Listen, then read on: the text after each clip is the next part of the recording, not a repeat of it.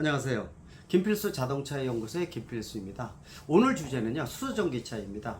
일명 수소 연료전지차 또는 수소차, 이런 여러 가지 명칭을 쓰고 있는데요. 다 맞습니다. 어느 것 쓰셔도 괜찮을 것 같습니다.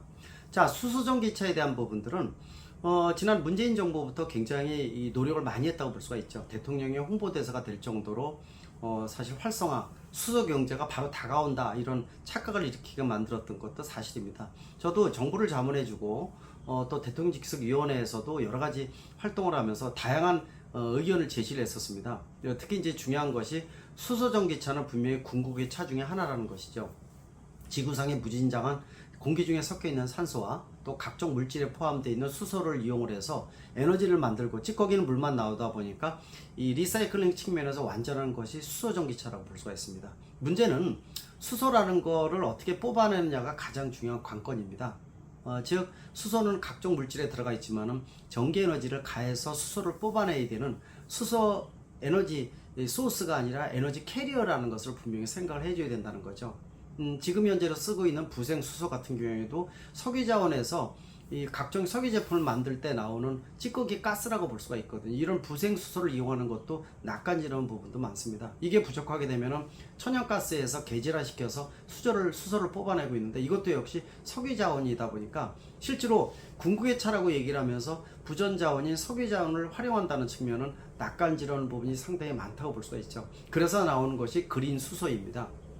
물론 수소의 종류가 10가지가 됩니다. 우리가 말하는 그레이 수소라든지 이런 다양한 방법부터 최종적으로 완벽한 것을 그린 수소라고 얘기를 하는데, 그린 수소는요, 물을 전기 분해해서, 일명 우리가 수전의 방식이라고 그랬죠. 수전의 방식을 통해서 신재생에너지를 이용을 해서 에너지를 가하고 여기서 나오는 수소를 그린 수소라고 얘기를 합니다. 이론적으로는 굉장히 뛰어나죠. 그러나 수전의 방식의 효율이나 또는 신재생에너지를 넣는 에너지도 적지도 않고, 또 발생하는 이 그린 수소를 뽑아내는 것도 완벽치 못하기 때문에 이런 것을 대량으로 경제적으로 활성화시키기에는 10년, 20년이 걸리는 기술이라고 볼 수가 있습니다. 다시 말하면은 수소의 발생 측면에서 아직 극복해야 될 과제가 한두 가지가 아니라는 거죠. 즉 다시 말하면은 수소의 생산, 이동, 저장, 해결 과제가 앞으로 무궁무진하다는 겁니다. 따라서 대한민국이 전 세계의 50% 이상을 수소전기차를 판매를 해서 세계 1위다 이렇게 얘기를 하고 있지만, 2위는 도요타 미라이거든요. 3위는 없습니다. 3위가 예전에 혼다의 클래리티라는 모델이 있었는데 작년 5월에 단종을 했죠. 돈이 안 된다는 것이죠. 그래서 지금 현재 이 현대와 도요타라는 쌍두마차만 양산 모델이 나오고 있습니다. 이게 7, 8년째 계속 이어지고 있는데요. 이게 좋은 게 아니죠. 시장은 커지지 않고 또 수소전기차의 활성화는 안 되고 있다는 거. 특히 대한민국의 시장이 좋기 때문에 국내는 테스트 배드를 통해서 해외에 수출하는 것이 가장 중요한 포인트인데, 해외화가 활성화가 안 된다는 것은 우리가 주의할 필요가 있습니다. 제가 항상 정부에다 강조하는 것이 촛불이 되지 말라, 이런 얘기를 합니다. 제가 말하는 촛불은 자기 몸을 태워서 걸음이 되지 말라는 얘기죠. 미국과 유럽이 수소전기차를 못하는 것이 아니라 안 하는 것이다 라는 얘기를 강조를 합니다. 안 한다는 뜻은 무슨 얘기냐? 아직 비즈니스 모델이 되기에는 해결 과제가 많아서 지금은 자기 몸 태우지 말라는 뜻을 가지고 있습니다. 우리가 그런 측면에서 냉정하게 판단할 필요가 있습니다. 이번에 윤석열 정부가 들어서면서 수소차 정책에 대한 그림이 아마 조만간에 나올 것으로 지금 보고 있습니다. 저도 자문을 해주는 입장에서요, 항상 칼럼이나 방송에서 얘기를 많이 해주고 있지만은 수소차를 하지 말라는 게 아니라요, 효율화 시켜야 된다는 거고요, 방향 설정을 잘해야 된다는 겁니다. 엄밀히 얘기를 하면은요, 수소전기차는 이 승용 모델에 적용하는 것은 우리 기술 이 정도야 라고 자랑하는 것이지 이게 돈이 되지는 않습니다. 현대차 입장에서도요, 지금 아시겠지만 넥소라는 모델이 나온 지 6년이 됐는데 페이스 리프트 모델 하나도 없지 않습니까? 왜 안 하느냐?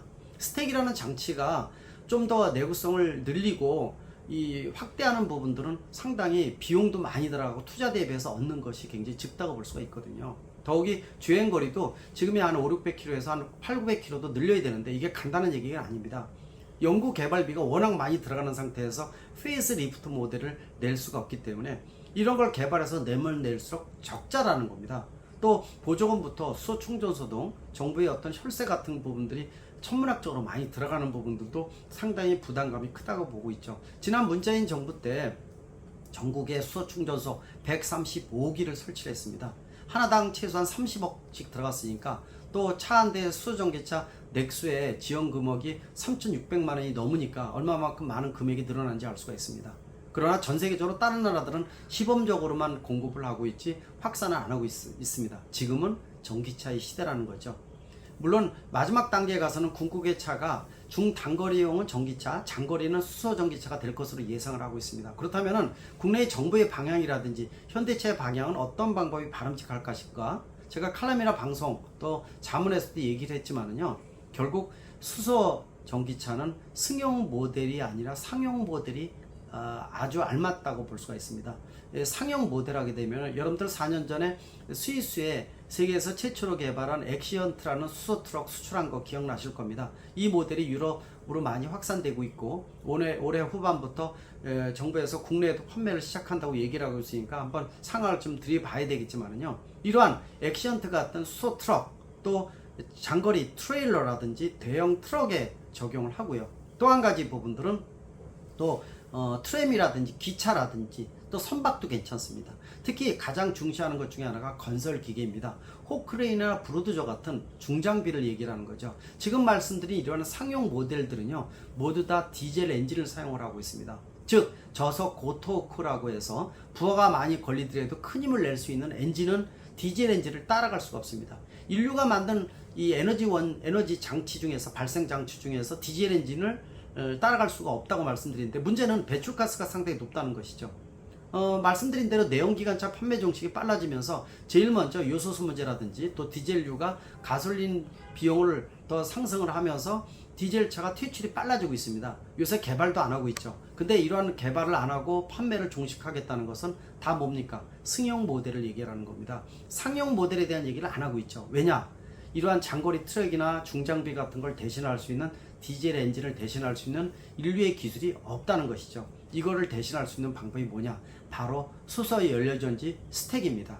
수소 연료전지차를 얘기를 하는 거죠. 이런 차는 그래서 승용이 아니라 수소 트럭 같은 수소 상용차에 대한 모델을 적극적으로 방향을 틀어서 해준다면 훨씬 더 의미 있는 결과가 도출될 것으로 보고 있습니다.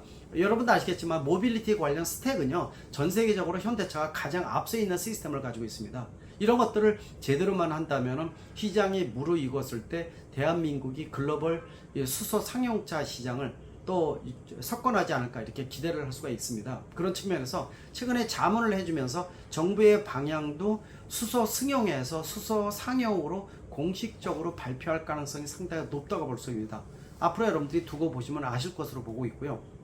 현대차에서도 상당히 고민을 많이 하고 있는 거죠. 또 정부가 고민해야 될 것 중에 하나가 기업에다만 맡겨서 개발을 하라 이렇게 얘기하기에는 수소 스택이라든지 이런 시스템 자체가 굉장히 난이도도 높고요, 비용이 많이 들어간다는 겁니다. 정부가 연구 개발비를 많이 투자를 해서 좀 더 민간 차원에서 활성화할 수 있게끔 만들어주는 것도 정부의 책임이 아닌가 이렇게 보고 있습니다. 이번 새로운 정부가 들어서면서 수소 승용보다도 수소 상용차의 방향을 바꾼다는 거, 그리고 연구 개발비의 투자 비용을 좀 더 높여서 시너지를 낸다는 거, 이런 부분들은 주목을 하시기 바랍니다. 그렇다 보면은 넥소라든지 기존의 수소 충전소 135기에서 늘어나는 부분들은 한정적이겠죠. 상당히 고민되는 부분이라 보고 있습니다. 따라서 초기에 이 수소 전기차를 어떤 방향으로 설정하느냐가 상당히 중요합니다. 중간에 바꾸게 되면요, 그거는 민간 기업에 피해가 갈 수밖에 없고요, 또 이것을 구입한 소비자 입장에서도 황당한 경우가 많이 발생할 수밖에 없거든요. 그런 측면에서 좀 더 새로운 정부에서는 후유증을 최소화하면서 방향 설정을 제대로 하는 효율화된 수소 전기차 개발과 수소 경제를 이루는 데 노력을 해야 될 것으로 보고 있습니다. 역시 수소의 생산, 이동, 저장, 해결 과제를 우리 대한민국의 주도를 해서 미래 궁극의 차인 수소 전기차, 또 전기차, 쌍두마차를 주도할 수 있는 퍼스트 무버가 되기를 기원합니다. 고맙습니다.